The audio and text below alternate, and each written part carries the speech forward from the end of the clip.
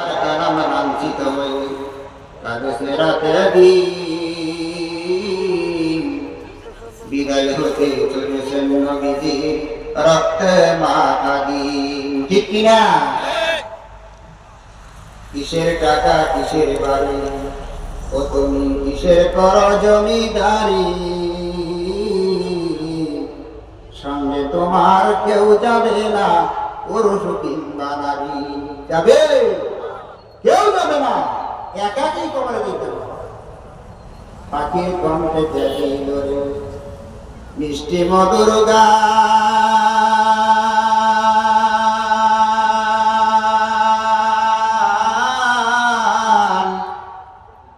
চিন্তা করে দেখো মানুষ সবই মহান আল্লাহ তাআলার গান। লা ইলাহা জোরে লা ইলাহা, লা ইলাহা ইল্লাল্লাহু মুহাম্মাদুর রাসূল সাল্লাল্লাহু আলাইহি ওয়াসাল্লাম। আমরা যে কাজে বসলাম, এই জান্নাতের বাগান মধ্যে বসলাম, এই বসা থেকে আমাদের আরামের না বিপদের? আরামের না? আমার ভাইরা, আজকে যে আমরা আরামে বসে আছি, কাল কিয়ামতের ময়দানটা কি এরকম হবে? কি বলেন, এরকম হবে? কাল কিয়ামতের ময়দানটা কত লম্বা হবে?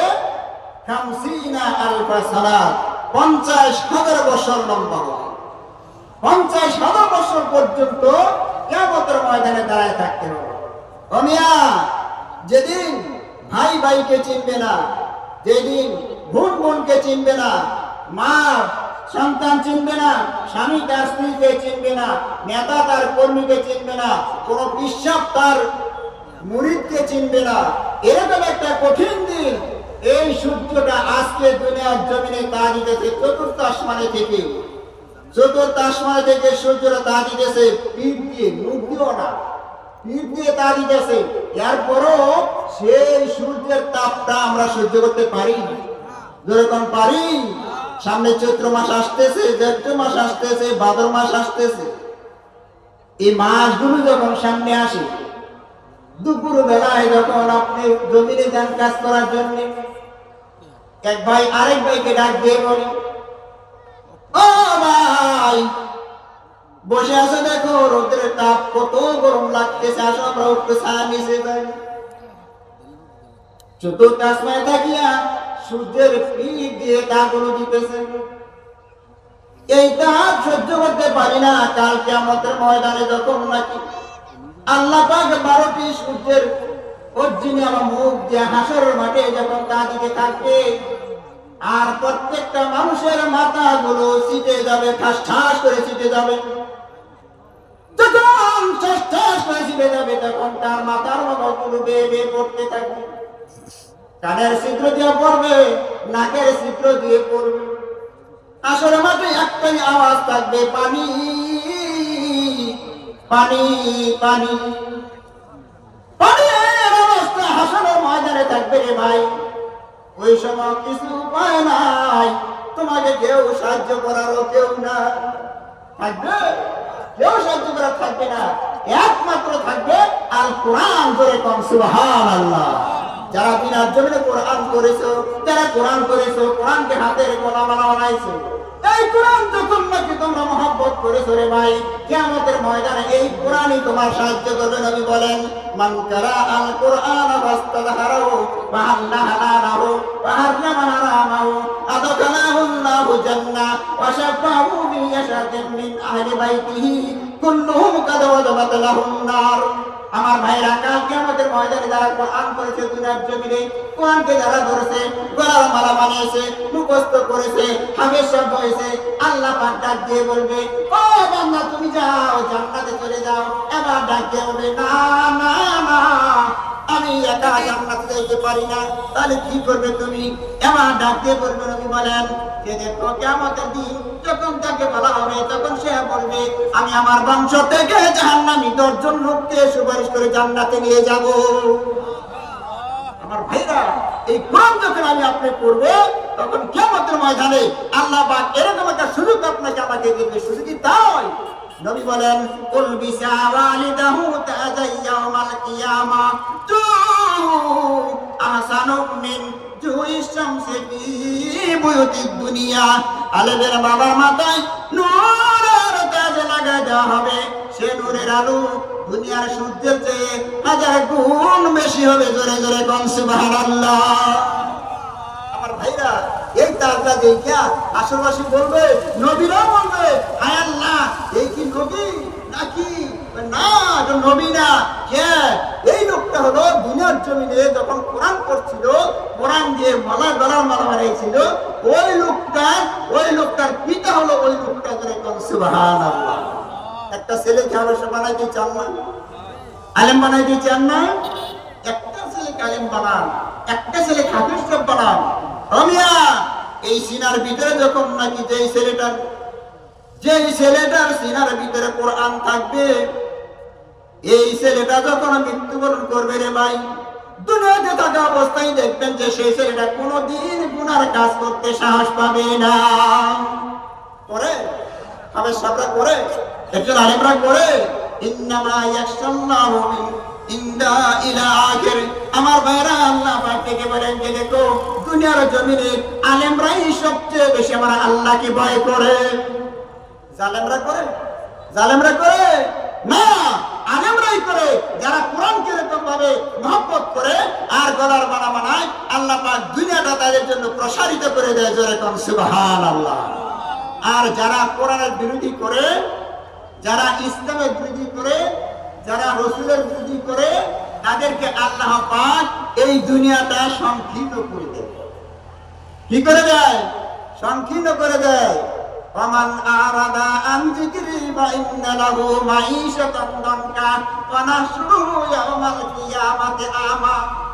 আল্লাহ দেখতে বলেন, ও বান্দা, তুই দুনিয়ার জমিনে কেমনি ভাবে নাকি তুমি আমাকে ভুলে গেলা, কোরআনের বিরোধিতা করলা, ইসলামের বিরোধিতা করলা এবং আমার আল্লাহর হুকুম অমান্য করলা। আমি আল্লাহ দুনিয়ার জমিনটা তোমার জন্য সংকীর্ণ করে দিয়েছি। দেয় নাই? দেখেন না, দেয় নাই? আমার ভাইরা, আজকে দেখেন 17 বছরের প্রেসিডেন্ট আজকে পালিয়ে যায়। কেন? একমাত্র কোরআন বিরোধী করার কারণে, ইসলাম বিরোধী করার কারণে। এই জন্য আমি বলি, নদীর এপার ভাগ্যে উপার করেন, এই তো নদীর খেলা। সকাল বেলার রাজারে তুই বিকাল বেলা পালা, সকাল বেলার রাজারে তুই বিকাল বেলা পালা। এটা আমার কথা না, আল্লাহ বলেন, কত ইজ্জু মান তাশাউ ওয়া তুযিল্লু মান তাশাউ বিয়াদিকাল খায়র ইন্নাকা আলা কুল্লি শাইইন কাদির। কার কথা? যখন কার কথা? আমার আল্লাহই বলে দিয়েছে এটা। সকালবেলা রাজা তুই, 12টার সময় রাজা, 1:30টার সময় পালা। কি বলছেন? বলায় নাই? কেন বলাইছে? কোরআনের পক্ষে যদি থাকতো। এরপরে শুধু তাই নয়, দুনিয়াটা সংকীর্ণ করে দিয়েছে। যেখানে যাও সেখানে তোমার জায়গা নাই, যেখানে যাও সেখানে তোমার স্থান নাই। হযরত লোকমান তার সন্তানদেরকে 12টি উপদেশ দিয়েছিলেন। একটা উপদেশ তিনি বলেছেন, লা তামশি বিল আরদি মারহান। জমিনে, ওই দুনিয়ার জমিনে গর্ব করে চলো না, দুনিয়ার জমিনে অহংকার করে চলো না। দুনিয়াটা, এই জমিনটা কারো বাবার না, এই জমিনটা কারো মারো না, কারো স্বামীরও না। কি বলেন, ঠিক কিনা? আমার আল্লাহ বলেন, দেখো এই দুনিয়ার জমিনে তোমায় সংকীর্ণ করে দিলাম, কিয়ামতের ময়দানে তোমাকে অন্ধ অবস্থায় উঠাবো। দেখতে বলবেন, আয় আল্লাহ, তুমি আমাকে কেন অন্ধ অবস্থায় উঠাইলা? আমি তো দুনিয়ার জমিনে চক্ষুষ্মান ছিলাম, আমার চক্ষু ছিল, দুনিয়ার সব কিছু আমি দেখেছিলাম। এখন তো আমি কিছুই দেখতে পাই না। আল্লাহ, কেন গো আল্লাহ তুমি আমাকে দুনিয়ার জমিনে অন্ধ অবস্থায় উঠলে? আল্লাহ ডাক দিয়ে বলবে, বান্দারে, দুনিয়ার জমিনে কেন আমি তোমাকে অন্ধ অবস্থায় শুনো? দুনিয়ার জমিনে তোমার সামনে কোরআন দিয়েছিল, কোরআন বলে গিয়েছিলে, ইসলাম দিয়েছিল, ইসলাম বলে গিয়েছিলে, আমার নবীর বিরুদ্ধে করেছিলে, আমার নবীর বিরুদ্ধে যখন করেছিলে, আজকে আমি আল্লাহ তোমাকে ভুলে গিয়ে অন্ধ অবস্থায় হাসের ময়দানে উঠাইলাম। শুধু কি তাই? শুধু কি তাই? আমার ভাইরা, নবীর বিরুদ্ধে যখন এই কথা বলে, তখন যুবকরাই কিন্তু পারে সেইটা উদ্ধার করার জন্য, সেইটার বিরুদ্ধে কথা বলার জন্য। আমার ভাইরা, আপনারা শোনেন নাই, নবীর বিরুদ্ধে একবার রঙ্গিলা রাসূল বই বের করেছিল, রঙ্গিলা রাসূল। একটা ঘটনা বলে আমি শেষ করছি। রঙ্গিলা রাসূল যখন নাকি বের করেছিল, বের করার পরে তখন কিন্তু বলেছিল যে দেখো এরকম ভাবে এই ছোট্ট বালক না শুই না, যুবক না শুই না, তখন চিৎকার করছে, কান্না করতেছে, মা পাক করতেছে, চুলার কিনারে বসে ছেলে কাঁদতেছে, চোখের পানিগুলো গড়গড়ায় পড়তেছে। আরে গড়গড়া যখন পড়তেছে তখন মা জিজ্ঞেস করলো, বাবা তুমি কাঁদতেছো কেন? তোমাকে কেউ মারছে? তোমাকে গালি দিছে? তোমাকে কেউ কোনো বলছে? না মা, কেউ কোনোদিন কোনো কথা বলে নাই। বাবা তুমি কোনোদিন কথা বলে নাই, তাহলে কেন তুমি কাঁদতেছো রে বাবা? তার কারণটা কি? এবার ডাক দিয়ে বলে, বাবু তুমি তো শুনেছো আমার রাসূলের বিরুদ্ধে রঙ্গিলা রাসূল নামে একটা বই বের করেছে। বলে হ্যাঁ, যখন সেই রাসূলের বর্ণন এরকম বিরুদ্ধে একটা বই বের করেছে, আমি চাই যতক্ষণ পর্যন্ত এই কুরআনটাকে দুনিয়া থেকে বিদায় করতে না পারবো ততক্ষণ পর্যন্ত আমি তোমাকে মুখে দেখাবো। মাও চিন্তা করলো, বাবা তুমি যে কথাটা বলতেছো কথাটা ঠিকই বলেছো, আমিও বলি তুমি যতক্ষণ পর্যন্ত এই কুরআনটাকে দুনিয়ার জন্য থেকে বিদায় না করবে ততক্ষণ পর্যন্ত তোমার সাথে আমার পথ দেখাইব। যুবকের ঈমান কত পাকা, এরপরে মার ঈমান কত পাকা। ডাক দিয়ে বললেন, যাই মা আমি যাই, তাহলে যাও, তোমাকে না আল্লাহর রাস্তায় সমর্থ করে দিলাম। এবার ঘরে গেলেন, ঘরে যাইয়া একটা চাদর গায়ে দিলেন, ভেতর থেকে একটা চাকু হাতে নিলেন, চাকু নিয়া ওই চাদরের ভিতরে এরকম ভাবে তিনি রাস্তায় যাইতেছেন, তালাশ করতেছে বইটা কোন জায়গায় আছে। বইটা বের করে তারপরে তার প্রকাশকের ঠিকানাটা বের করতেছেন। যে মাত্র প্রকাশকের ঠিকানাটা বের করতেছেন, এবার চিন্তা করছেন কোনখানে প্রকাশকের ঠিকানা, কোনখানে লাইব্রেরিটা। যাইতে যাইতে যাইতে যাইতে তালাশ করে তখন সেই বইয়ের লাইব্রেরিটা পেয়ে গেলেন। যেই মাত্র পেয়ে গেলেন, লোকের সামনে ডাক দিয়ে বলে, ভাই আমি তোমার কাছে একটা কথা জানতে চাই। কি জানতে চাও বলো? এই যে লাইব্রেরিটা এটা কার? আমার এই বইটাকে প্রকাশ করছে? আমি করছি। তুমি করছো? বলে হ্যাঁ। বলার সাথে সাথে যুবকের পকেটের ভিতর থেকে ওই চাদরের ভিতর থেকে ছুরিটা বের করলেন, বের করে সরাসরি তার বুক বরাবর মেরে দিলেন। যেই মাত্র মেরে দিলেন, মেরে দেওয়ার সাথে সাথে যুবকটা ওই দোকানদারটা ওই বলে যেমনি ভাবে নাকি মুরুখ জবাই করলে চটপট চটপট চটপট করতে থাকে, তেমনি ভাবে ওই জায়গার মধ্যে পরে চটপট করতে করতে ওই দোকানদার মারা গিয়েছে। যেই মাত্র মারা গিয়েছে সেই মাত্র তখন অনেক চতুর্দিক দিয়ে ঘেরাও করেছে, যুবকটা ধরেছে। ধরার পরে তখন সেই যুবকটাকে পুলিশ হাতে দিয়েছে। পুলিশ হাতে দেওয়ার পরে যুবকটাকে জেলখানায় ঢুকাই দিয়েছে। যেই মাত্র জেলখানায় ঢুকাই দিয়েছে, আমার ভাইরা সময় আসর কি বলবো এখন, কিন্তু আমি বলতে চাই এই দুনিয়ার জমিনে যদি বাঁচতে চান, দুনিয়া থেকে যাওয়ার পরে যদি নাকি আখিরাতে জান্নাত পাইতে চান, তাহলে যদি একমাত্র আল্লাহর হুকুম পালন করতে হবে, নবীর তরিকায় চলতে হবে, এই কোরআনকে ধরতে হবে, কোরআনকে মহব্বত করতে হবে। আমি আপনাদের সামনে একটা কথাই বলি, একটা গজলে কিন্তু আমি আপনাদের সামনে একটু পেশ করি, 1 মিনিট 2 মিনিটের ভিতরে, কিন্তু শুনবেন এর ভিতরে সব কিছু পেয়ে যাবেন। যেমন বলি যে শোনেন, যা কিছু আছে তোমার এই ধরাতে সব ছেড়ে যেতে হবে শূন্য হাতে। কি বলে যাবে না? যা কিছু আছে তোমার এই ধরাতে সব ছেড়ে যেতে হবে শূন্য হাতে। ও মন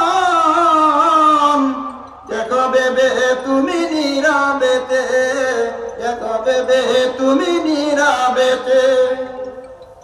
এই ধরাতে যারা এসেছিল এই একে একে সবাই চলে গেল।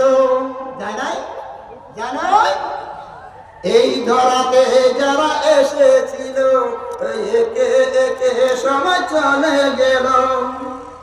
এমনই তবে তোমার আমার কেউ বেঁচে রব না এই ধরাতে। ও মন